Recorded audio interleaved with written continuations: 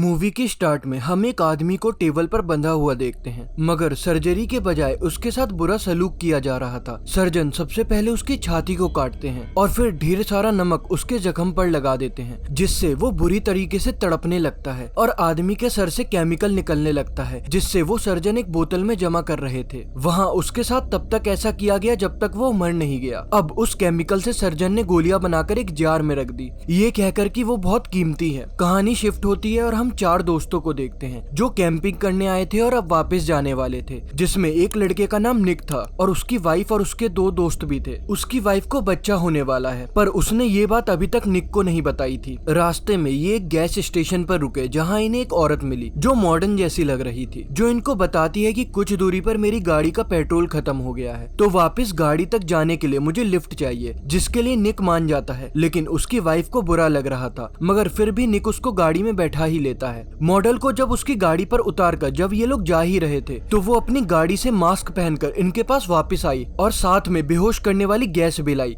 जो छिड़क कर उसने चारों दोस्तों को बेहोश कर दिया। और जब उनको होश आया तो वो एक घर में खुद को बंधा हुआ पाते हैं, जिनके सामने 5 और लोग बंधे हुए थे और वो भी आपस में दोस्त थे, जिनमें से एक का नाम सैम होता है। और इससे पहले कि ये चारों को समझ पाते, सैम का एक दोस्त जो कि बिजनेसमैन था, उसने एक प्लास उठाया और निक के दोस्त का एक नाखून उखाड़ दिया। ये देखकर निक के दोस्त को बहुत गुस्सा आया। वो उठकर बिजनेसमैन को मारने लगता है और इसी तरह उनके बीच लड़ाई हो जाती है। निक इनकी लड़ाई छुड़वाकर शांत करता है। तब इनको पता लगता है कि ये सब भी लोग फंसे हुए हैं, मतलब किसी को भी यहाँ के बारे में कुछ नहीं पता था। बिजनेसमैन उसको बताता है कि मैंने उसका नाखून उस वीडियो की वजह से उखाड़ा, जिस वीडियो को देखने के लिए ये सब ऊपर जाते हैं, जहाँ 22 घंटे का टाइमर चलना शुरू हो गया था। तभी स्क्रीन पर एक वीडियो चलने लगती है और एक औरत इनका वेलकम करती है और इनको बताती है कि तुम सब लोगों की गर्दन पर एक डिवाइस लगी है जो तुम्हारे दिमाग से एक खास तरीके का केमिकल जमा करेगी, जो केमिकल तभी निकालना है जब तुम्हें दर्द हो, और तुम्हारे पास 22 घंटे हैं और टाइमर के नीचे लगे हुए बार को 100 तक फिल करना है, तभी तुम लोग यहाँ से बाहर जा सकते हो, चाहे इसके लिए तुम्हें फिर कुछ भी करना पड़े। और दिए हुए टाइम के अंदर अगर तुम ऐसा ना कर सके तो बाद में जो तुम्हारे साथ होगा वो तुम्हें पता ही चल जाएगा। यानी अब इनके साथ जो भी होने वाला है, मतलब दिमाग से केमिकल का निकालना, वो सब शुरुआत वाले सीन से जुड़ा हुआ है। अब यहाँ से बाहर निकलने के लिए इन्हें लाइन बार को पूरा करना होगा और साथ ही साथ इन्हें गर्दन पर लगे इस जार को भी एक खास किस्म के केमिकल से भरना है।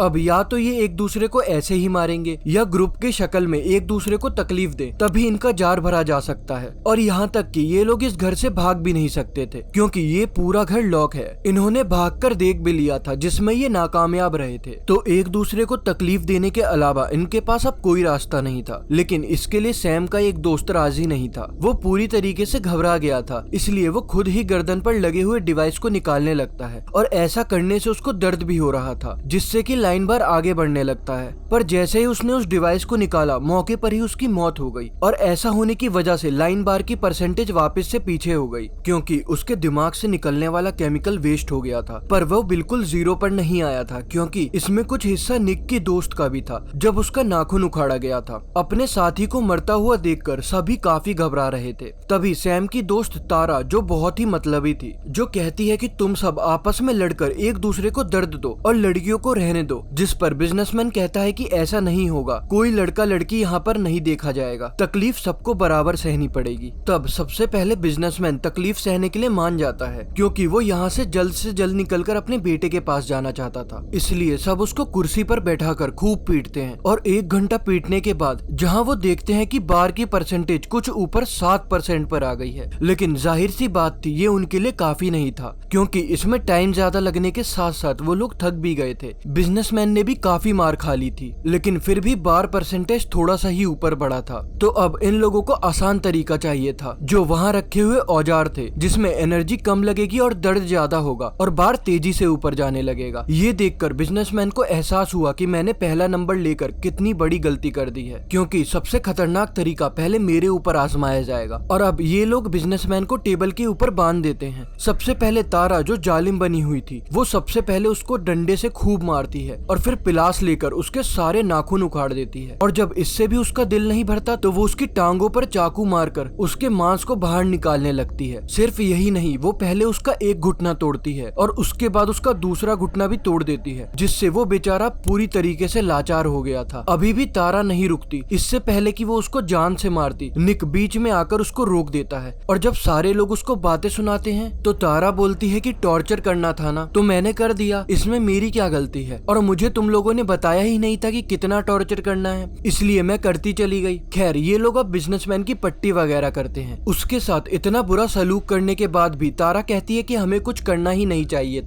सब लोग आराम से बैठ जाते हैं और टाइमर खत्म होने का इंतजार करते हैं, क्योंकि उसके बाद कोई ना कोई तो यहाँ आएगा ही, तब हम लोग यहाँ से भाग जाएंगे। पर ऐसा कहाँ होने वाला था, उनके डिवाइस सबको मार देंगे। इनके बीच फिर से यही सवाल उठता है कि अगला कौन। और ये बात सुनते ही निक की एक दोस्त किचन में गई और उसने एक प्लेट तोड़ी और एक टूटी हुई प्लेट का टुकड़ा लेकर वो अपनी उंगली से खून निकालकर बाकी टुकड़ों पर नंबर लिखती है और सबको एक एक नंबर उठवाती है, और जिसको जो नंबर मिला उसके हिसाब से उसकी बारी सेट हो गई। जिसके मुताबिक अब पहला नंबर सैम का था, जिसके साथ अब ये रूल भी बना दिया गया कि कोई भी हद से ज्यादा टॉर्चर नहीं करेगा और बॉडी का कोई हिस्सा तोड़ेगा नहीं। सिर्फ इतना ही टॉर्चर किया जाएगा कि परसेंटेज सिर्फ 6% ऊपर आए। और एक बार सबका टॉर्चर पूरा होने के बाद यहाँ एक बार फिर से बारियां लगेंगी, यानी इस गेम में इनके 2 राउंड होंगे, तभी लाइन बार पूरा हो सकेगा और ऐसे सबको थोड़ा ब्रेक भी मिल जाएगा। अब सैम की बारी थी तो वो टेबल पर बैठ गया और उसने जब अपनी शर्ट उतारी तो हम उसकी बॉडी पर और भी जख्म का निशान देखते हैं, जिसके बाद वो उसको लिटाकर गरम गरम प्रेस उसके पेट पर लगा देते हैं। तभी उसने खुद ही कह दिया कि मेरे नाखून उखाड़ दो, जिस पर निक ने उसके नाखून उखाड़ दिए और 6% होते ही उसकी बारी पूरी हो गई और आसानी से उसने दर्द सह लिया और बिल्कुल भी नहीं चिल्लाया, जिससे कि दूसरों को हिम्मत मिले। और अब बारी थी निक की, जिस वजह से उसकी वाइफ परेशान होती है, इसलिए वो रोने लगी। पर उसके पास दर्द की कुछ गोलियां थी जिससे इंसान को नींद आने लगेगी और दर्द भी नहीं होगा, और वो कुछ गोलियां खुद खा लेती है और कुछ निक को खिला देती है ताकि उसे दर्द ना हो। लेकिन यहाँ उसने सबसे बड़ी गलती कर दी थी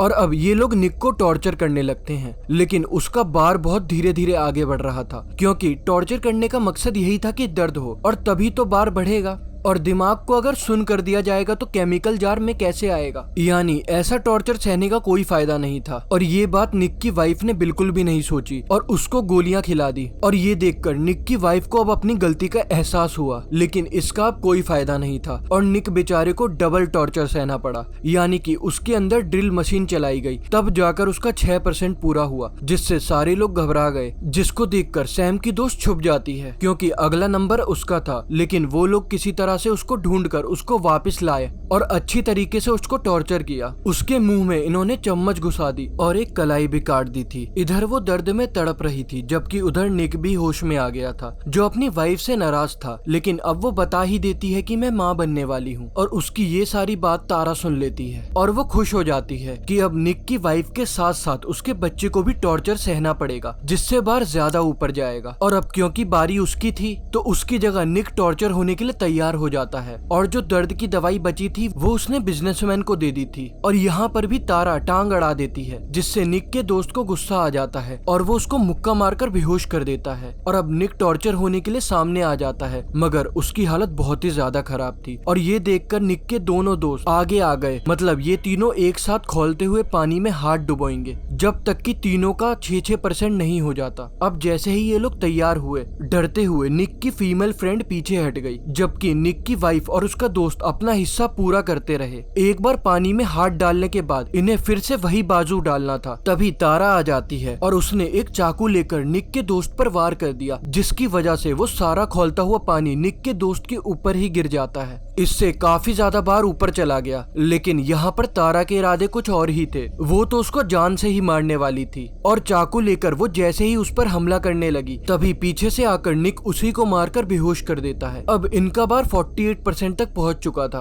और टाइम 5.5 घंटे बचे थे। और अब बारी थी तारा की, जिसे तकलीफ पहुंचाने के लिए हर कोई तैयार बैठा था, और जो इतनी देर से वो सबके साथ कर रही थी वही चीज वो अपने साथ होता हुआ देखकर बौखला गई। वो एक सीजर उठाकर निक के दोस्त दोस्त की गर्दन में घुसा देती है और तेजी से उसका खून निकलने लगा, जिसकी वजह से वहीं पर उसकी मौत हो जाती है और इस तरह उसका केमिकल जाया होने से उसका बार नीचे आ गया। ये देखकर निक के दोस्त को बहुत गुस्सा आया और वो आगे बढ़ा ताकि वो तारा को मार सके, लेकिन तभी निक उसको रोक देता है और समझाता है कि ऐसा मत करो, ये बेवकूफी होगी, क्योंकि अगर उसको जान से मार दिया जाएगा तो हमें और ज्यादा टॉर्चर सहना पड़ेगा, इसलिए उसको मारने की बजाय अपना गुस्सा उस पर निकालो, इससे हमारा ही फायदा होगा। निक का दोस्त मान तो गया, लेकिन एक शर्त पर कि टॉर्चर मैं करूंगा, इसलिए उसको मौका दे दिया गया। उसने एक रेंच उठाकर उसके गले पर मारा, फिर एक कटर मशीन उठा के उसकी बॉडी पर रगड़कर उसको बहुत ज्यादा तकलीफ दी और ऐसा तब तक चलता रहा जब तक वो बेहोश नहीं हो गई। और अब तक बार भी 85% तक जा चुका था, लेकिन अब टाइम इनके पास बहुत ही कम था।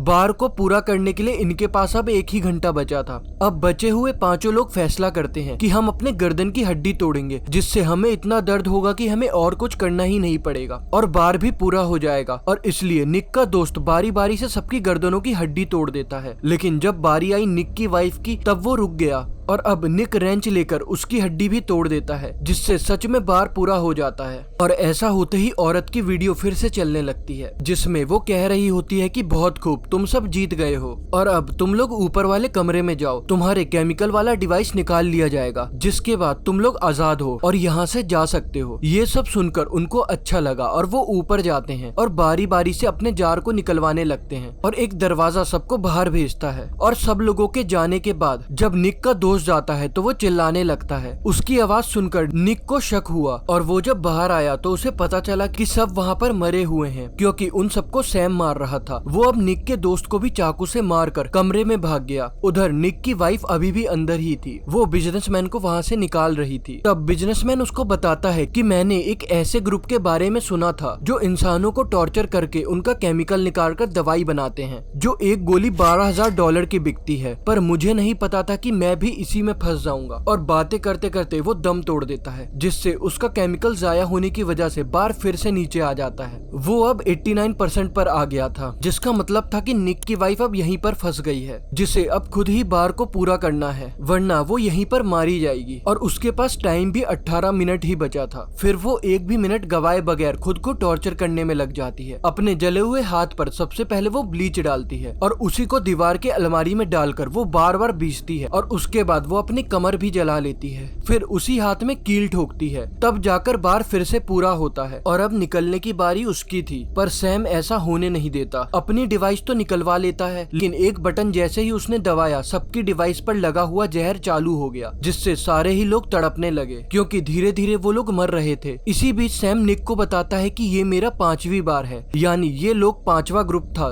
जिनके बीच वो ये गेम खेल रहा था, क्योंकि पूरे गेम में हमने देखा कि वही सारे आइडियाज दे रहा था। उसकी बॉडी पर जख्मों के निशान भी थे, जो कि इसी वजह से थे, पर वो भी कोई ग्रुप का मालिक नहीं था, बस सर्वेंट ही था। वो ये बातें जब बता ही रहा था तब तक निक यहाँ पर अपनी तैयारी करने लगता है। वो एक स्क्रू ड्राइवर अपने साथ लेकर आया था, जिसको वो सैम के अंदर घुसाकर उसकी जान ले लेता है। ऐसा करने के बाद निक वहाँ पर पड़ी हुई अपनी दवाई लेता है तो बाल बाल उसकी जान बच पाती है और इसके बाद वो अपने लगे हुए डिवाइस को भी निकलवा लेता है और जाकर वो दवाई अपने दोस्त को भी देता है, लेकिन तब तक वो अपना दम तोड़ देता है। उधर निक की वाइफ, जो कि बेहद जख्मी थी, वो बाहर आने की कोशिश करती है, लेकिन आ नहीं पाई क्योंकि उसका बहुत सारा खून बह गया था, जिसकी वजह से वो बेचारी भी वहीं मारी जाती है। निक अकेला ही बचा था। वो एक कटर से दरवाजे का लॉक काटकर वहाँ से बाहर निकल जाता है। और अब हम कुछ दिन के बाद का वक्त देखते हैं, जहाँ निक उसी गैस स्टेशन के सामने वाले होटल में बैठा हुआ था। वो दरअसल उसी मॉडर्न लड़की का इंतजार कर रहा था जिसे इन्होंने लिफ्ट दी थी, जिसने इन सबको बेहोश करके इस गेम में फंसाया था। और वो वहाँ जैसे ही आती है, निक उसका पीछा करने लगता है। इससे पहले कि अब वो किसी और को अपना शिकार बनाती, निक उसको मारकर बेहोश कर देता है और फिर गाड़ी में डालकर